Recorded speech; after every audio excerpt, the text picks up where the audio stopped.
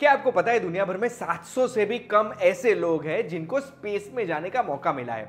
और उसमें अगर आप गूगल पे सर्च करेंगे इंडियंस जो स्पेस में गए हैं तो आपको 4 नाम दिखेंगे। सबसे पहला नाम राकेश शर्मा का दिखेगा। ये सब हमको पढ़ाई में आता था कि राकेश शर्मा पहले भारतीय थे जो स्पेस में गए थे।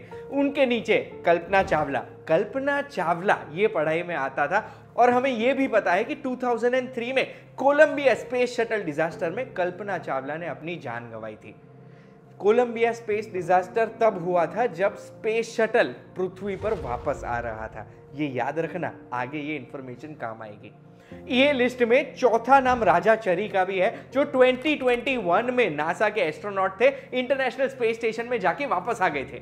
लेकिन तीसरा नाम सुनीता विलियम्स जो है इस लिस्ट में, ये नाम आज के वीडियो के लिए बहुत इंपॉर्टेंट है क्योंकि सुनीता विलियम्स आज तक टोटल 3 बार स्पेस में जा चुके हैं। सबसे पहले गए थे 2006 में, उसके बाद गए 2012 में। दोनों टाइम को मिलाकर उन्होंने लगभग 322 दिन स्पेस में गुजारे हैं। ये 322 दिनों में उन्होंने 50 घंटों से ज्यादा का स्पेस वॉक भी किया है। स्पेस वॉक में क्या होता है? अरे स्पेस में चलना नहीं, स्पेस में चलना नहीं होता है। इंटरनेशनल स्पेस स्टेशन के बाहर जाकर स्पेस के हार्श एनवायरनमेंट में उन्होंने मेंटेनेंस का काम किया था, वो भी टोटल 50 घंटे 40 मिनट के लिए। और दुनिया में दूसरे सबसे ज्यादा घंटे किसी भी फीमेल ने बिताए हो स्पेस वॉक में, वो सुनीता विलियम्स है। और 2012 में तो वो सबसे हाईएस्ट रिकॉर्ड होल्डर थे। ये सुनीता विलियम्स वापस न्यूज में आए हैं क्योंकि तीसरी बार जब वो स्पेस में गए तो स्पेस में अटक गए। क्यों अटक गए?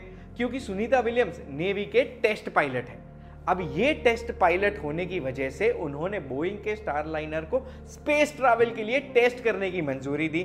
जो टेस्ट कंडक्ट हुआ 5 जून 2024 के दिन, यानी 5 जून को टेक ऑफ करके 8 दिनों में टेस्ट खत्म करके इंटरनेशनल स्पेस स्टेशन से वापस आना था। लेकिन सुनीता विलियम्स अगस्त महीने में भी इंटरनेशनल स्पेस स्टेशन में अटके हुए हैं और शायद ऐसा भी हो सकता है कि वो फरवरी 2025 तक वापस ही ना पाए। तो अगर आपको जानना है कि क्यों सुनीता विलियम्स की 8 दिनों की स्पेस की जर्नी बढ़ के 8 महीनों की हो सकती है, तो उसके लिए आप ध्यान से सुनना। मैं आपको एक बात बताता हूं। क्यों सुनीता विलियम्स स्पेस में थे? तो उसके लिए बोइंग स्टारलाइनर मिशन मुझे तुम्हें समझाना पड़ेगा। बोइंग स्टारलाइनर मिशन में सुनीता विलियम्स और बुच विल्मोर दोनों 5 जून 2024 के दिन टेक ऑफ करते हैं। लेकिन इस बोइंग स्टारलाइनर के थ्रस्टर्स में टेक ऑफ से पहले जो काफी सारी प्रॉब्लम्स थी, जो रिपोर्ट्स में पता लगा, वो प्रॉब्लम्स बढ़ गई स्पेस में जाने के बाद और दूसरी भी नई प्रॉब्लम्स दिखने लगी। अब ये थ्रस्टर्स की प्रॉब्लम क्रूशियल क्यों थी? क्योंकि बोइंग स्टारलाइनर में ऑटोनोमस डॉकिंग सिस्टम है। ऑटोनोमस डॉकिंग क्या होता है कि आप समझ लो, जो इंटरनेशनल स्पेस स्टेशन है जो पृथ्वी के आसपास गोल घूमता है, एवरी 90 मिनट्स पृथ्वी का एक चक्कर लगाता है, यानी उसकी स्पीड कितनी हुई? 7.66 किलोमीटर पर सेकंड, यानी हर घंटे 25,000 किलोमीटर से भी ज्यादा किलोमीटर ट्रैवल करता है। उस इंटरनेशनल स्पेस स्टेशन से अलाइन होकर बोइंग स्टारलाइनर को उसके ऊपर डॉकिंग करना था। बस डॉकिंग में क्या होता है कि जैसे ही बोइंग स्टारलाइनर 3 मीटर से ज्यादा करीब आता है इंटरनेशनल स्पेस स्टेशन के, तो उसके थ्रस्टर्स ऑटोमेटिकली एआई से अपने आप को डॉक करेंगे। अब ये थ्रस्टर्स में अगर प्रॉब्लम है तो डॉकिंग मैकेनिज्म में प्रॉब्लम आ सकती है और इसकी वजह से एक क्रिटिकल फेलियर भी आ सकता था। लेकिन ये फेलियर भी टला और इंटरनेशनल स्पेस स्टेशन के साथ बोइंग स्टारलाइनर ने डॉकिंग भी किया। डॉक करने के बाद लैच खोल के हमने सुनीता विलियम्स को इंटरनेशनल स्पेस स्टेशन के एस्ट्रोनॉट्स के साथ डांस करते हुए भी देखा। लेकिन ये मजा बहुत ही शॉर्ट लिव था क्योंकि जब हीलियम गैस के साथ लीकेज को टेस्ट किया तो थ्रस्टर्स में बहुत सारी नई जगहों से लीकेज आने लगा। ये कैसे टेस्ट होता है? हीलियम का मॉलिक्यूल सबसे छोटा मॉलिक्यूल होता है और इस गैस को जब कोई भी पाइप से पास किया जाता है तो छोटे छोटे लीकेज भी सोफिस्टिकेटेड इक्विपमेंट पकड़ सकते हैं और पकड़े गए, जिसकी वजह से वापस आने का प्लान थोड़ा पोस्टपोन करना पड़ा। अब इसमें क्या होता है, Sunita Williams already space walk करने के लिए सक्षम तो थे, उनको मेंटेनेंस के लिए बाहर जाकर पैच वर्क करना पड़ता, जिस पैच वर्क में इन पाइपलाइन को, इन थ्रस्टर्स को पैच करना पड़ता, जोड़ना पड़ता, जो स्पेस के हार्श एनवायरनमेंट को हैंडल कर सके और अर्थ में री एंट्री कर सके। लेकिन अर्थ में री एंट्री करते वक्त नासा से एक बार 2003 में गलती हुई थी, जिसके बारे में मैं पहले बता चुका हूं, जिसमें कल्पना चावला के साथ कोलंबिया का पूरा क्रू अपनी जान गंवा बैठा था। इसीलिए नासा को ये रिस्क नहीं लेना था। इसीलिए आज भी टेस्टिंग हो रही है और अभी तक कोई कंक्लूजन आया नहीं। लेकिन एक चीज हमें पता है कि अगले कुछ महीनों के लिए सुनीता विलियम्स पृथ्वी पर वापस नहीं आ सकते। तो फिर सॉल्यूशन क्या है, आइए बताता हूं। अब बोइंग स्टारलाइनर पे तो सुनीता विलियम्स वापस नहीं आ सकते, तो उनके पास दूसरा ऑप्शन है एक रेस्क्यू मिशन का। रेस्क्यू मिशन में दूसरी कंपनी का स्पेसक्राफ्ट भेजा जा सकता है, जिसमें उनको वापस लाया जा सकता है। अब दूसरी कौन सी कंपनी है जो स्पेसक्राफ्ट भेजती है? स्पेसएक्स, उनका ड्रैगन। लेकिन प्रॉब्लम यह है कि स्पेसएक्स ड्रैगन की ऑलरेडी एक जर्नी डिफाइंड थी। सितंबर 2024 में एक स्पेसक्राफ्ट जाने वाला है एस्ट्रोनॉट्स को लेकर। अब प्रॉब्लम यहां है कि वो स्पेसक्राफ्ट की वापस आने की जर्नी फरवरी 2025 की है, जिसका मतलब एक ही होता है कि सुनीता विलियम्स को अगर वापस आना है पृथ्वी पे तो उनको फरवरी 2025 तक वेट करना पड़ेगा। तो सवाल ये आता है कि क्यों ये कंपनीज ऐसे स्पेसक्राफ्ट टेस्ट करते हैं और क्यों नासा प्राइवेट कंपनीज को कॉन्ट्रैक्ट दे रहा है? तो इसके जवाब में हम नासा की हिस्ट्री में जाते हैं। 2003 कोलंबिया डिजास्टर के बाद नासा ने फाइनली डिसाइड कर दिया था कि अब स्पेस शटल को डीकमीशन कर दिया जाएगा, यानी स्पेस शटल को यूज नहीं किया जाएगा। स्पेस शटल के यूज के बाद नासा सोयूज रॉकेट्स यूज करता था जो रशियन मेड थे।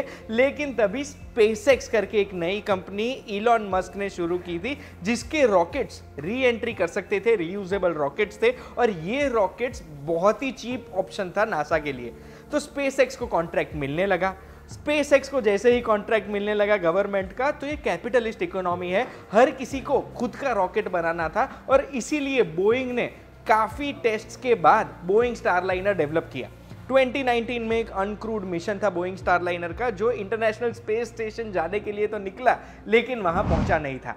2022 में सक्सेसफुली एक अनक्रूड मिशन स्पेस स्टेशन जाके वापस अर्थ आ गया, और इसीलिए 2024 में सुनीता विलियम्स और बुच विल्मोर दोनों नेवी के टेस्ट पायलट है। इसीलिए उन्होंने टेस्ट फ्लाइट पे जाने के लिए अग्री किया बोइंग स्टारलाइनर की। लेकिन सवाल यह है कि इतने क्रूशियल एयरक्राफ्ट में ऐसी प्रॉब्लम कैसे आई? तो इसके लिए मैं आपको बोइंग की हिस्ट्री में लेके जाऊंगा। बोइंग 2019 से प्रॉफिट करना बंद कर चुका है, यानी 2019 से कंपनी लॉस में चल रही है। बोइंग आपको पता ही होगा कि वेपन्स बनाता है, एयरक्राफ्ट मिलिट्री भी बनाता है और कमर्शियल एयरक्राफ्ट भी बनाता है। शायद आप बोइंग के कई सारे प्लेन में बैठे भी होंगे। लेकिन 2019 से प्रॉफिटेबिलिटी चली गई थी, और ये प्रॉफिटेबिलिटी जाने का सबसे बड़ा कारण था बोइंग का एक नया एयरक्राफ्ट 737 एयर मैक्स। ये एयरक्राफ्ट ऐसी हड़बड़ी में बनाया था कि बैक टू बैक 2018-2019 में 2 एयर क्रैश ऐसे हुए जिसमें 300 से ज्यादा लोगों ने अपनी जान गंवाई थी। इन क्रैशेस की वजह बोइंग के मैन्युफैक्चरिंग प्रोसेस को ही ठहराया जाता है, और इसीलिए दुनिया भर में बोइंग के 737 मैक्स एयरक्राफ्ट को ग्राउंड कर दिया जाता है। इसके बाद बोइंग की प्रॉब्लम्स खत्म नहीं हुई, वापस 737 मैक्स एयरक्राफ्ट को उड़ने की मंजूरी तो मिल गई, उन्होंने एक पैच रिलीज किया उसके बाद। लेकिन 2023 में फनी इंसिडेंट ऐसा हुआ कि एक अलास्कन एयरलाइंस का प्लेन टेक ऑफ के बाद प्लेन का एक पार्ट उड़ गया। इन्वेस्टिगेटर्स ने ये रिवील किया कि ये विंडो नहीं थी, प्लेन का फ्यूसेलाज का एक पार्ट था, और ये इसीलिए उड़ गया क्योंकि इसमें 2 बोल्ट लगे ही नहीं थे, मिसिंग थे। काफ़ी सारे विसल ब्लोअर्स भी बोइंग के एक्स एम्प्लॉइज जो बाहर आकर ऐसा बता रहे हैं कि बोइंग में मैन्युफैक्चरिंग प्रोसेस में सेफ्टी को ध्यान नहीं दिया जाता, जिसकी वजह से एयरक्राफ्ट जब पुराना होता है तो वो एयरक्राफ्ट अपनी पूरा लाइफ स्पैन 50 साल नहीं बिता सकता है स्काई में, and towards the and in aircrafts में एक्सीडेंट हो सकता है। और यही बोइंग जब स्पेस में अपना स्टारलाइनर बेचता है तो उसमें भी प्रॉब्लम आ गई, यानी Boeing is a company on the decline now. Sunita Williams का क्या होगा? तो वो तो एक टेस्ट पायलट है, उनको रिस्क्स पता ही थे और स्पेस में रहना उन्हें पसंद है, वो हमें पता है। इसलिए सुनीता विलियम्स का रिटर्न सेफ हो ये हम होप करेंगे। लेकिन इस वीडियो से आपको सुनीता विलियम्स वाली पूरी घटना क्या समझ में आ गई? अगर समझ में आ गई है तो कमेंट में मुझे बताना, और ऐसी वीडियोस के लिए सब्सक्राइब बटन दबा दीजिएगा। हम फिर मिलेंगे।